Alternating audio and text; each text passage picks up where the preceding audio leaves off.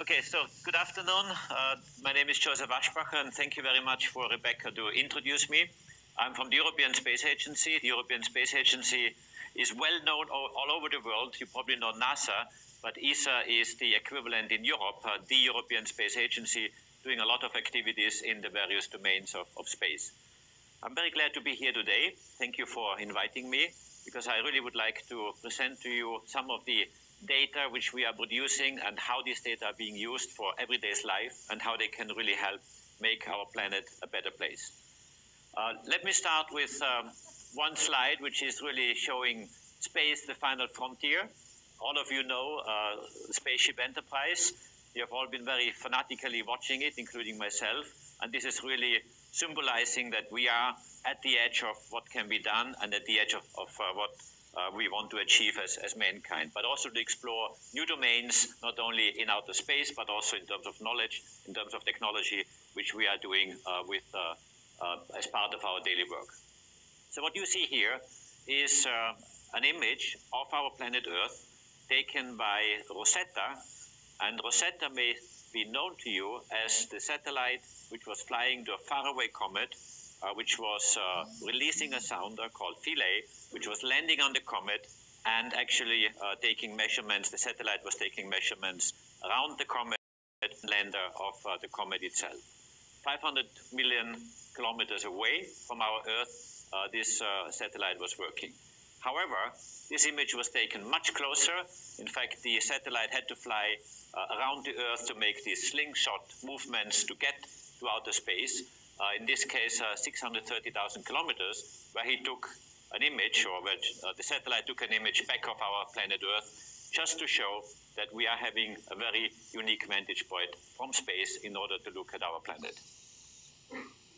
But in the European Space Agency, we are also working on other elements, not only outer space and exploring new planets, but also in different domains. We're actually one of the few space agencies worldwide, next to NASA and a very few others, who are covering all the domains, from rockets to navigation systems, to telecommunication, human space flight, and Earth observation, which is the domain I'm heading at the European Space Agency.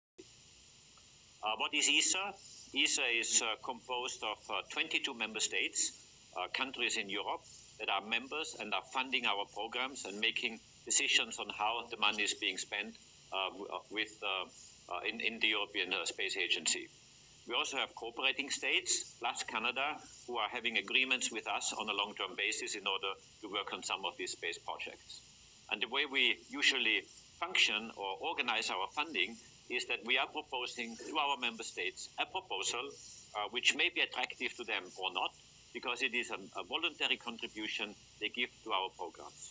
So it is not a subscription by GNP or other means. We are making a proposal to our member states, and if they like the activity we are doing, they put money into the pot and they participate in the program. And this is a very unique way of how we are doing it, meaning that we have to compete for money, for ideas, in order to really fund our programs which we are doing. We also create inspiration for future explorers, and this is, of course, the nature of space activities, that it really inspires you and creates your imagination and shows what can be possible. In this case, we are having regularly open days in our facility in Frascati, which is close to Rome.